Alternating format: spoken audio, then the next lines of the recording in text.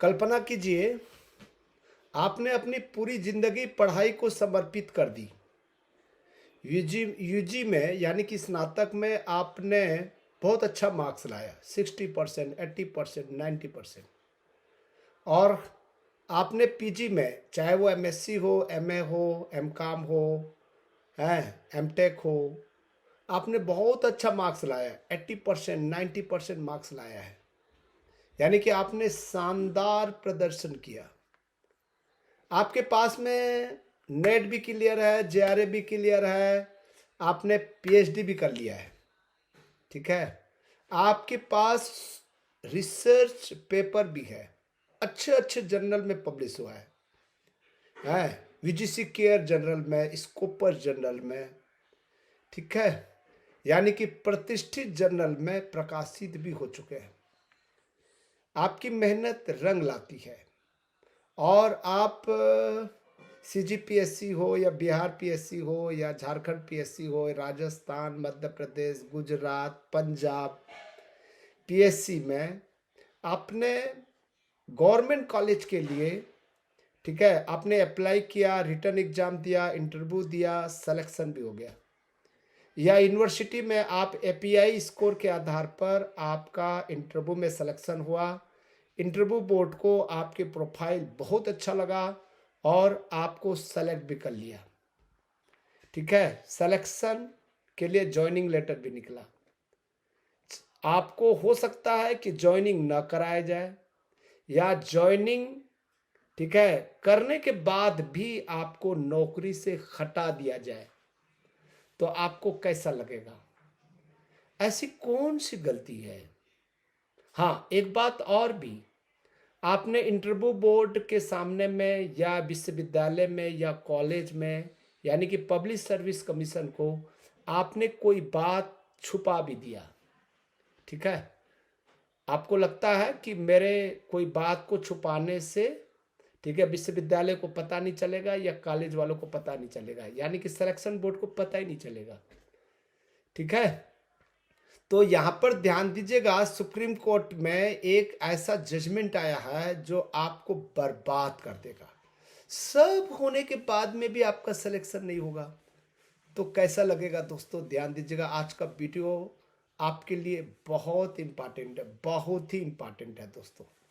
हुआ क्या था आप समझिएगा। सुप्रीम कोर्ट के पास में एक केस आया, ठीक है, राजकुमार यादव नाम का एक पार भी कर लिया। वेरिफिकेशन के दौरान उन्होंने ईमानदारी से बताया कि 2012 में उन पर किडनैपिंग, क्रिमिनल कॉन्स्पिरेसी और रेप के तहत केस दर्ज हुआ था। हालांकि 2014 में ट्रायल कोर्ट ने उन्हें बरी कर दिया था। उनका तर्क था कि चूंकि वे कोर्ट से बरी हो चुके थे, इसलिए उन्हें नौकरी मिलनी चाहिए।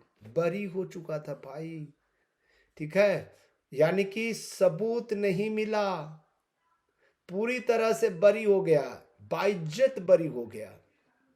तो यहां पर सुप्रीम कोर्ट के पास में एक कानूनी मुद्दा आया। सबसे बड़ा सवाल यह था कि क्या क्रिमिनल केस में बरी होने मात्र से कोई व्यक्ति सरकारी नौकरी का हकदार बन जाता है? सुप्रीम कोर्ट ने स्पष्ट किया कि सिर्फ इसलिए कि आप बरी हो गए हैं, इसका मतलब यह नहीं है कि आपको नौकरी मिलने का अधिकार मिल गया है। कोर्ट ने दो तरह के बरी होने के बीच अंतर समझाया। पहला है मानवीय दोष मुक्ति, यानी कि एक्विटल।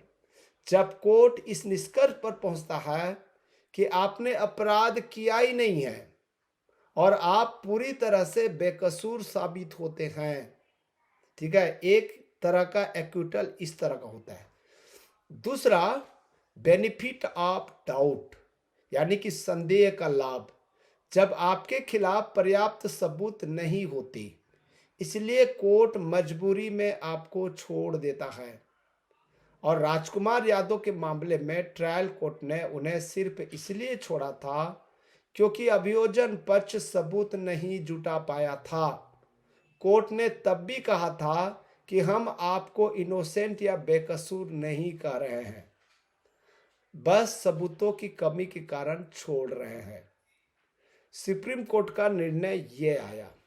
सुप्रीम कोर्ट ने अपने एक फैसले में कहा कि पुलिस बल यानी कि पुलिस फोर्स जैसे पदों के लिए उच्च नैतिक मानक, ईमानदारी और बेदाग अतीत की आवश्यकता होती है। याद रखिएगा, ये जो असिस्टेंट प्रोफेसर का पद है बहुत ही नैतिक मानक, ईमानदारी वाला पोस्ट है। आपके ऊपर तनिक भी दाग नहीं लगना चाहिए।